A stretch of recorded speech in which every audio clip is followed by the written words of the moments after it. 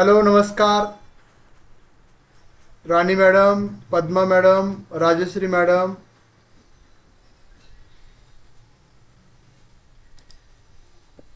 बघा, आपण 10वा घटक झाला होता आपला.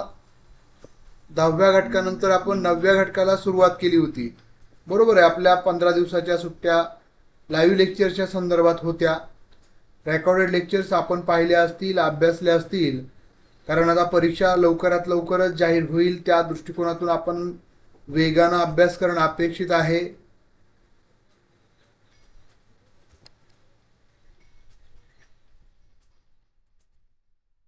तर 10वा घटक ज्यामध्ये उच्च शिक्षण प्रक्रिया याच्याविषयी आपण सविस्तर चर्चा मागच्या लेक्चरमध्ये केली होती. त्यानंतर आपण हा 9वा घटक सुरू केला होता, लोक, विकास आणि पर्यावरण. बघा, या घटकावर आपल्याला पाच प्रश्न विचारले जाणार आहेत. सेट परीक्षा किंवा नेट परीक्षेच्या दृष्टिकोनातून आपण तयारी करत असताना ज्याचं वेटेज मार्काचं जर आपण तुलना केली तर 10 मार्कासाठी हा घटक आहे. फक्त आणि फक्त 5च प्रश्न या घटकावर विचारले जातात. आपल्याला या घटकाचा जर व्यवस्थित अभ्यास केला तर आपल्याला 5 पैकी 5ही प्रश्नाचे उत्तर अचूक आपण देऊ शकतो, ज्यामुळे तुम्हाला तुमच्या स्कोरमध्ये 10 मार्क या घटकामुळे मिळू शकतात. आणि प्रत्येक वर्षी एक म्हणजे एक विशिष्ट पद्धत आहे, त्याच पद्धतीनं प्रश्न विचारलेले आहेत. त्याच्यामध्ये त्यांनी असं काही मोठं बदल केलेत असं आजपर्यंत तरी जाणवलेलं नाहीये. त्यामुळे आपण तयारी करत असताना या सर्व बाबींचा विचार करूनच तयारी करणं अपेक्षित आहे. तर बघा, याचा आपण सुरुवातीला बघितलं तर पहिला मुद्दा आहे या घटकातला विकास आणि पर्यावरण. बघा, आपण 21व्या शतकामध्ये वावरत असताना, मंजुषा मॅडम नमस्कार, पर्यावरण आणि विकास याचा कसं एकत्रित समन्वय साधता येईल या दृष्टिकोनातून आज आपण सामोरं जात आहोत.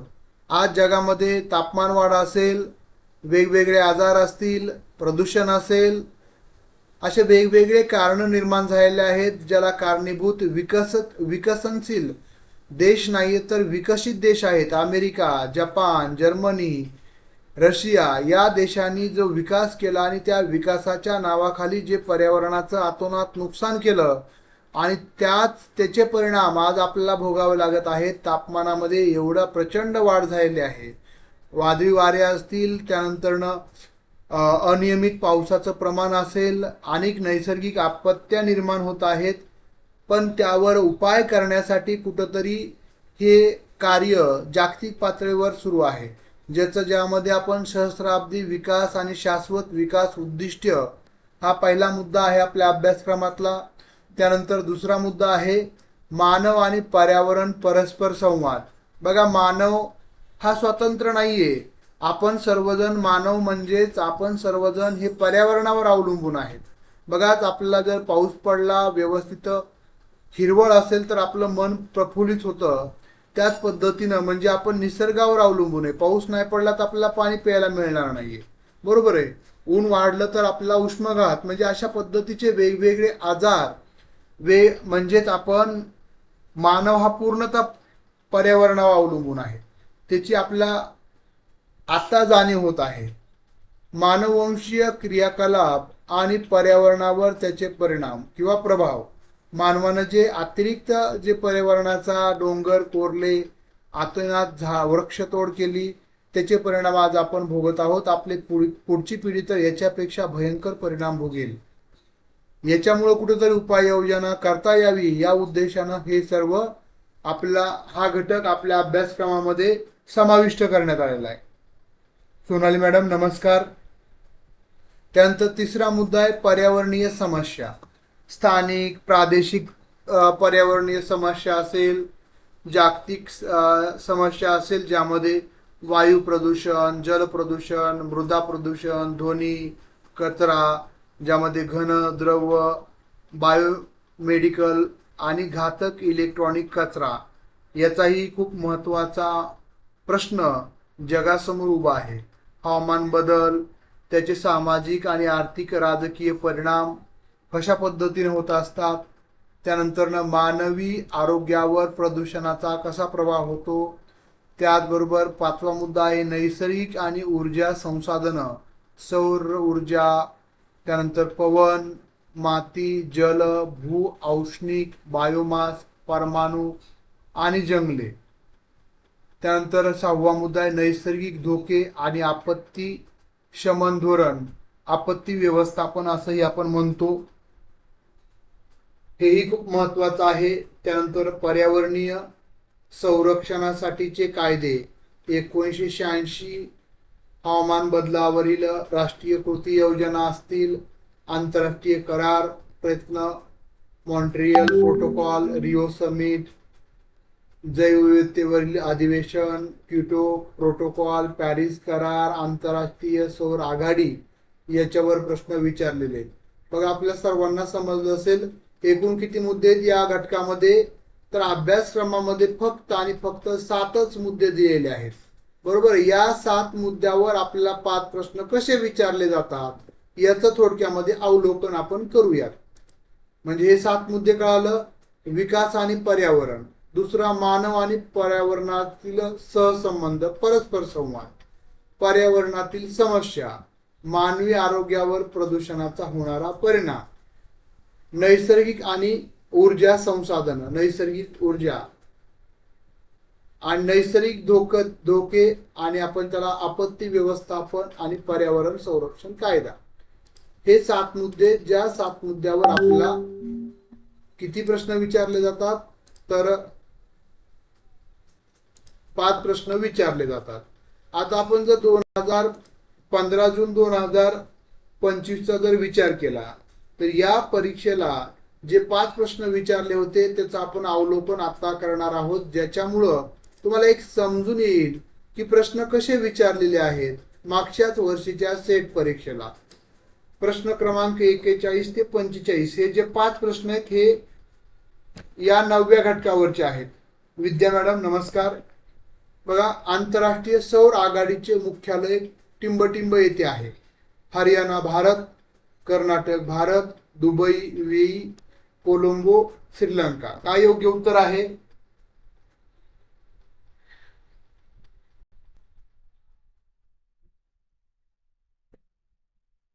मागच्या वर्षी 15 जून 2025ला जो पेपर झाला होता त्याला जे प्रश्न विचारला होता त्या अनुषंगानं योग्य उत्तर काय आहे?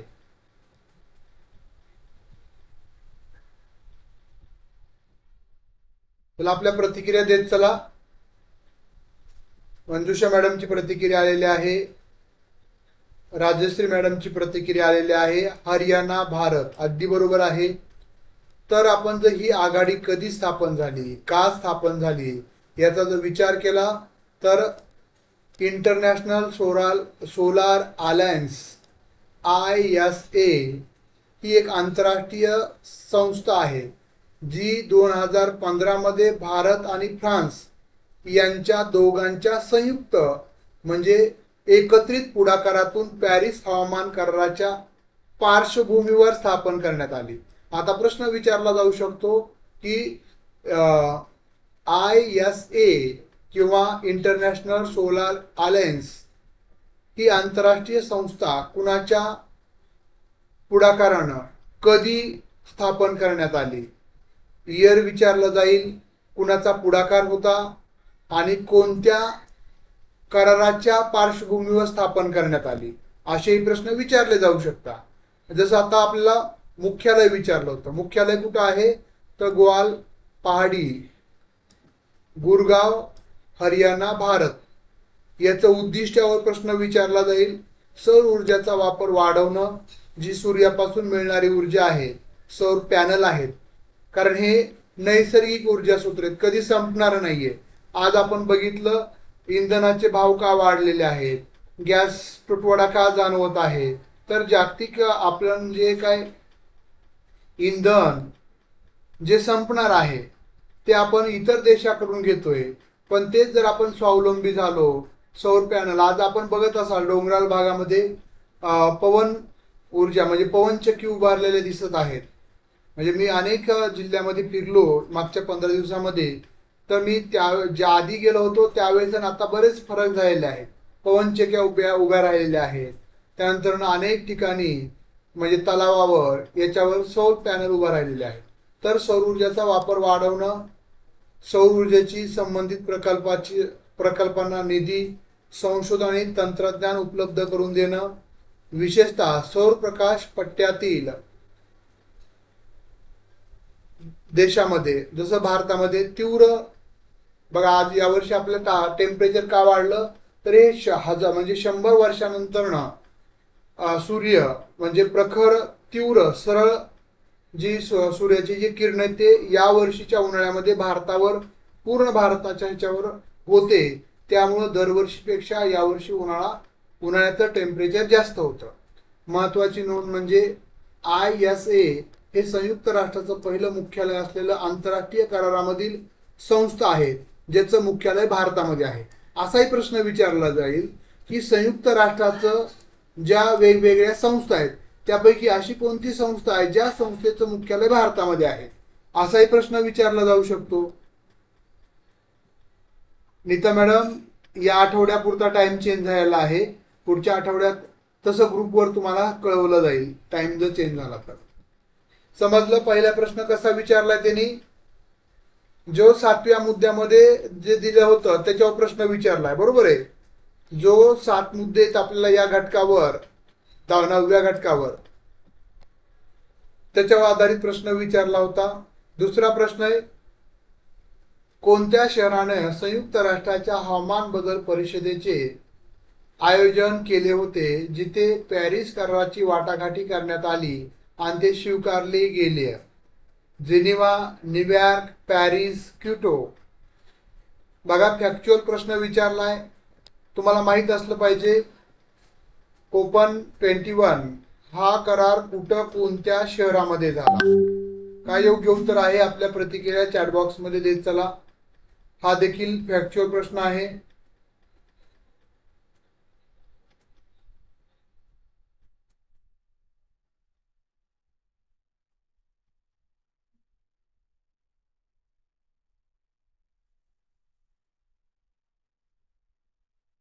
तर त्याच्या नावामध्येच उत्तर दडलेलं आहे, पण तेवढी चौकस बुद्धी आपल्याकडे असणं गरजेचं आहे. आपण लॉजिक लावणं गरजेचं आहे.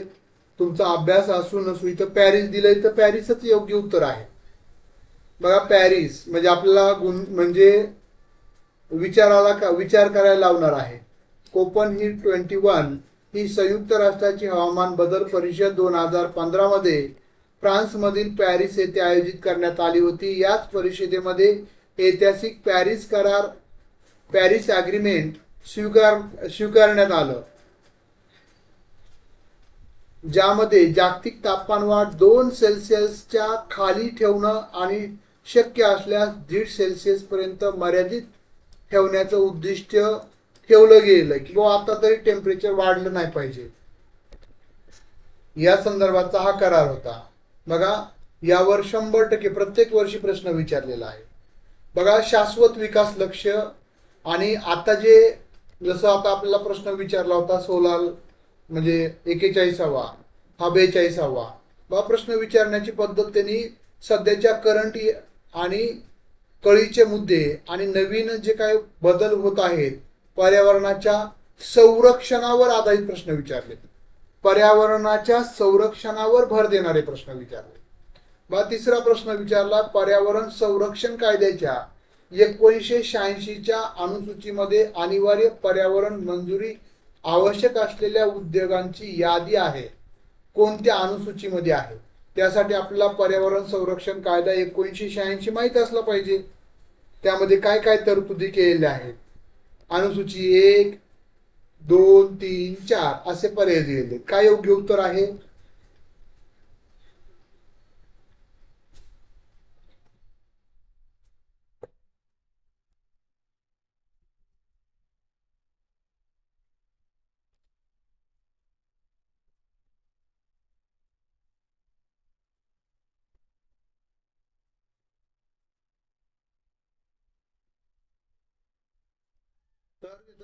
तर योग्य आणि अचूक उत्तर काय आहे? तर ए पर्याय म्हणजे अनुसूची 1 बरोबर आहे. तर स्पष्टीकरण बघा, पर्यावरण संरक्षण कायदा 1986 अंतर्गत अनुसूची 1 मध्ये अशा 18 प्रकारच्या उद्योगांची यादी दिलेली. किती प्रकारचे उद्योग असा प्रश्न विचारला जाईल पुढे चालून. तर आहे ज्यांना कार्य सुरू करण्याआधी पर्यावरण मंजुरी इन्व्हायरमेंटल क्लिअरन्स घेणं आवश्यक आहे. यामध्ये रासायनिक, औष्णिक ऊर्जा, खाणकाम आदींचा समावेश आहे, ज्यामुळं प्रदूषण होऊ शकतं. अशा उद्योगांसाठी हे आहे. पुढे चौथा प्रश्न आहे, पोषक द्रव्य प्रदूषणाचा सागरी परिस्थितीवर कसा परिणाम होतो. जैवविविधता वाढते, प्रवाळाच्या वाढीस प्रोत्साहन मिळते, सी हानिकारक शेवाळ प्रपुटियांची व्यापक वाढ होते, पाण्याची गुणवत्ता सुधारते. बघा, हा चौथा प्रश्न आहे आपल्या 9व्या घटकावरचा. काय योग्य उत्तर याचं? पोषक द्रव्य प्रदूषणाचा सागरी परिस्थितीवर कसा परिणाम होतो. मंजुषा मॅडमची प्रतिक्रिया आलेली आहे, राजश्री मॅडमची प्रतिक्रिया आलेली आहे. प्रत्येकानं आपल्या प्रतिक्रिया चॅट बॉक्स मध्ये द्यायच्या आहेत. 15 जून 2025 ला विचारलेला 9व्या घटकावरचा हा चौथा प्रश्न. राणी मॅडमची, सोनाली मॅडमची प्रतिक्रिया आलेली आहे. सी पर्याय बरोबर आहे. अगदी बरोबर आहे. आपण निवडलेला योग्य पर्याय सीच आहे. नीता मॅडम अभिनंदन. हानिकारक शेवाळ प्रस्फुटनची व्यापक वाढ होते. बघा, पोषक द्रव्य प्रदूषण न्यूट्रन्स पोल्युशन म्हणजे पाण्यात नायट्रेस व फॉस्फरस सारख्या पोषक घटकांची अति प्रमाणाच्या बाहेर वाढ होणं. हे समुद्रात अत्याधिक शेवाळ प्रस्फुटन निर्माण करतात, जे ऑक्सिजनची कमतरता निर्माण करतात आणि मासेमारी जैवविविधतेला हानी पोहोचवतात. याला युट्रोफिकेशन असेही म्हटलं जातं. त्यामुळे योग्य उत्तर आहे सी पर्याय. बघा, प्रदूषणावर हा प्रश्न विचारलेला आहे. आधीचे तीनही प्रश्न पर्यावरणाच्या संरक्षणासाठी शाश्वत उपायावर आधारित प्रश्न विचारले होते. उपायासाठी कोणकोणते उपाय केले त्यावर प्रश्न विचारले गेलेले. आता हा 9व्या घटकावरचा शेवटचा प्रश्न आहे. खालीलपैकी कोणता परिणाम हवा प्रदूषणामुळे पाण्यावर होतो, ज्यामुळं ऊती नष्ट होतात आणि ऊतीमध्ये घट होते. हा देखील प्रदूषणाचा परिणामावर आधारित प्रश्न विचारलेला आहे. ऊती मृत्यू, हरितद्रव्य ह्रास, पानझड होणे, अधोकुंचन. योग्य उत्तर काय आहे? बघा, आपल्या 9व्या घटकावरचा हा शेवटचा 5वा प्रश्न.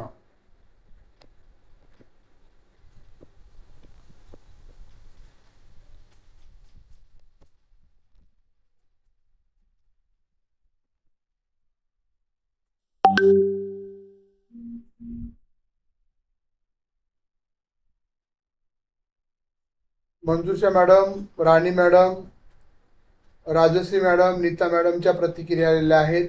ऊती मृत्यू, हरितद्रव्य ह्रास, पानझड होणे. योग्य उत्तर आहे ऊती मृत्यू.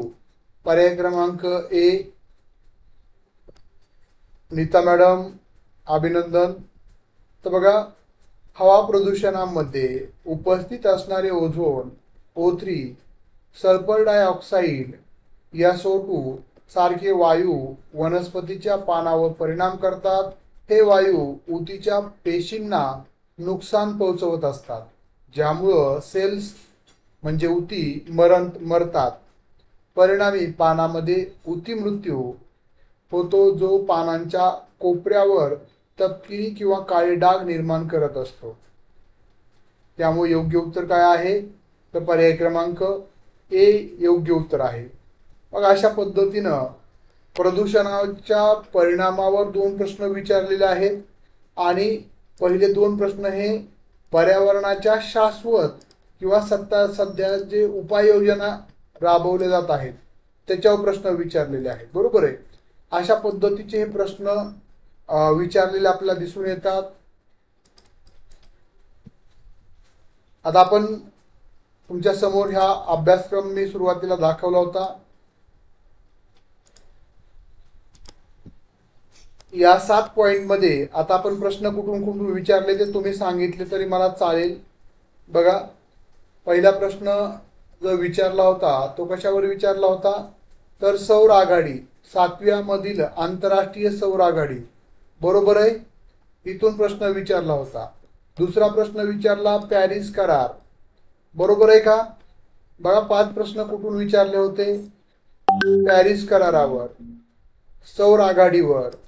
त्यानंतर यापूर्वी परीक्षेमध्ये क्योटो प्रोटोकॉल, जैवविविधतेवरील वेगवेगळे अधिवेशन, मॉन्ट्रियल प्रोटोकॉल, रिओ समिट याच्यावर प्रश्न विचारलाय. आणि एक प्रश्न विचारला होता पर्यावरण संरक्षण कायदा 1986. एक प्रश्न, फक्त 7व्या मुद्द्यावर 3 प्रश्न आहेत, सौर आघाडी, पॅरिस करार आणि पर्यावरण संरक्षण कायदा 1986. 3 प्रश्न इथं विचारले. त्यानंतर चौथा 5वा प्रश्न जे विचारले होते बघा, प्रदूषणावर विचारले होते. त्यामधील जल प्रदूषणावर एक प्रश्न विचारलेला आहे. त्यानंतर आपण बघितलं तर बायोमास, अशा पद्धतीनं हे 2 एकूण जल याच्यावर 2 प्रश्न विचारले आणि 7व्या मुद्द्यावर 3 प्रश्न, अशा पद्धतीने एकंदरीत 5 प्रश्न आपल्याला या घटकावर 10 मार्कासाठी त्यांनी विचारले होते, बरोबर आहे. मग आता शाश्वत विकास उद्दिष्टावर प्रश्न विचारला जाईल. मानव आणि पर्यावरणाचा परस्पर संबंध काय आहे, पर्यावरणातील समस्येवर प्रश्न विचारलेले आहेत. म्हणजे या 7 मुद्द्यावर कसेही प्रश्न विचारले जातील. हे 7 मुद्दे आपण व्यवस्थित पद्धतीने अभ्यासणं खूप गरजेचं आहे. तर चला आपण सुरुवात करूयात. बघा, सुरुवातीला आपण पहिले जे मुद्दे आहेत, ठळक मुद्दे थोडं समजून घेण्याचा प्रयत्न करूयात.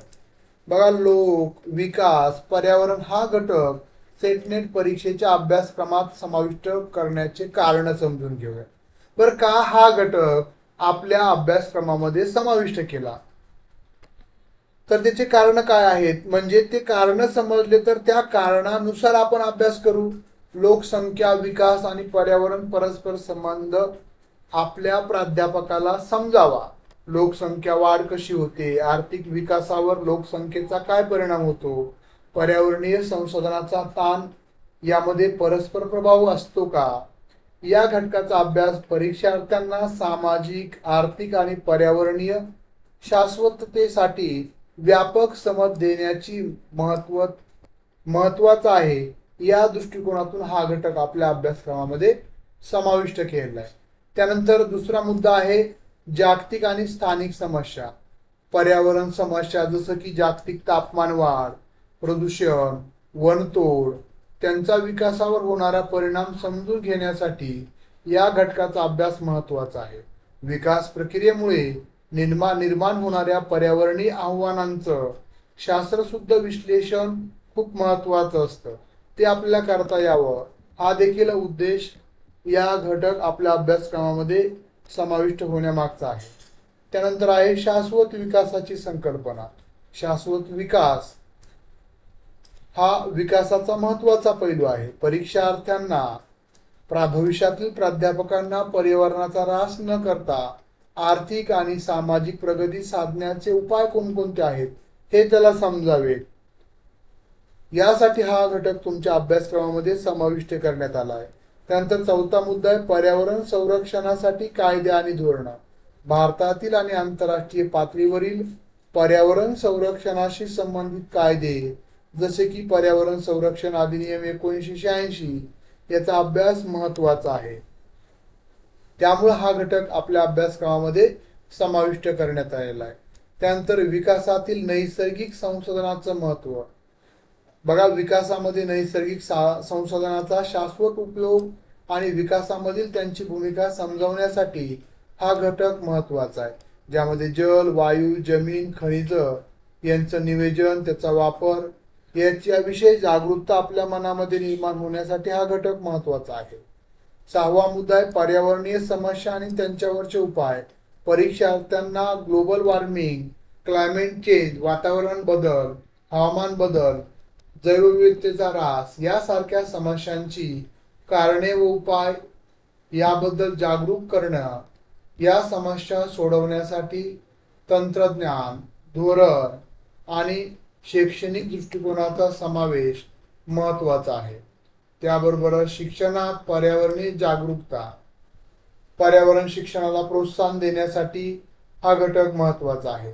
ग्लोबलायझेशन आणि विकास याच्यामधील सहसंबंध आणि त्यामुळे पर्यावरणावर होणाऱ्या परिणाम अभ्यासनासाठी हा घटक महत्त्वाचा आहे. पर्यावरणीय अभ्यासाचा आंतरशाखीय दृष्टिकोन जसं की शास्त्र, समाजशास्त्र, विज्ञान, अर्थशास्त्र याच्यावर कसा परिणाम होतो हे समजून घेण्यासाठी हा घटक महत्त्वाचा आहे. शैक्षणिक क्षेत्रातील अध्ययन जे बदल झाले हे समजून घेण्यासाठी हा घटक महत्त्वाचा आहे. लोक, विकास आणि पर्यावरण या घटकाचा सेटनेट परीक्षेत समावेश करणे हा शिक्षण, संशोधन आणि समाजाच्या दीर्घकालीन हा शब्द महत्वाचा आहे, विकासासाठी अत्यंत महत्वाचा निर्णय आहे. यामुळं परीक्षार्थी किंवा भविष्यातील प्राध्यापक केवळ शिक्षक म्हणूनच नव्हे तर जागरूक नागरिक म्हणून पर्यावरणीय समस्या आणि विकास प्रक्रियेतील अधिक संवेदनशील निर्माण होईल हे देखील तेवढंच खरं आहे. त्या दृष्टिकोनातून पहिला मुद्दा आपण सुरुवात करूयात. लोकसंख्या आणि विकासाचा परस्पर संबंध. लोकसंख्या वाढ आणि त्यांचा आर्थिक, सामाजिक, पर्यावरणावरील घटकावर होणारा परिणाम. अन्न, पाणी, निवारा, रोजगाराची वाढ यामुळं लोकसंख्येचा महत्वाचा परिणाम हा नकळत मानवाच्या जीवन पद्धतीवर होत असतो. शाश्वत विकास. पर्यावरणातील संतुलन राखून आर्थिक आणि सामाजिक विकास साधणं महत्वाचं आहे. शाश्वत विकास उद्दिष्ट हे त्यामध्येच अभ्यासले जातात, ज्यामध्ये पर्यावरणीय संतुलन राखून आर्थिक आणि सामाजिक विकास साधला जातो. म्हणजे पर्यावरणाला हानी न पोहोचता जो विकास केला जातो त्याला आपण शाश्वत विकास असं म्हणतो. पर्यावरणीय समस्या. जागतिक तापमान वाढ, वृक्षतोड, जलस्रोतांचं संकट, जैवविविधतेचा ह्रास, त्यानंतर पर्यावरणीय संसाधन आणि त्यांचं संवर्धन, जल, मृदा, खनिज, वन, ऊर्जा हे देखील खूप महत्वाचं आहे. पर्यावरणीय कायदे जसे की 86 चा कायदा असेल, जैवविविधता कायदा 2002, जागतिक करार, पॅरिस करार, जागतिक आणि स्थानिक दृष्टिकोन या अनुषंगानं जे प्रश्न आहेत, शाश्वत विकासाचा मुख्य उद्देश काय आहे, काय असणार योग्य उत्तर. शाश्वत विकासाचं योग्य उद्दिष्ट काय आहे.